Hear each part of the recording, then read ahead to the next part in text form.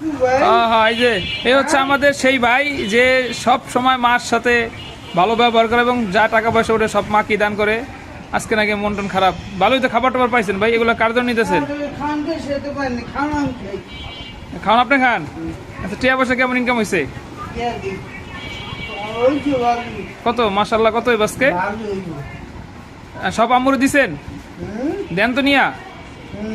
পরে আম্মুরে বলছিলেন যেটা বিয়ে শাদী করানোর কথা বলছেন আম্মুরে, যে বলতে বলছি না?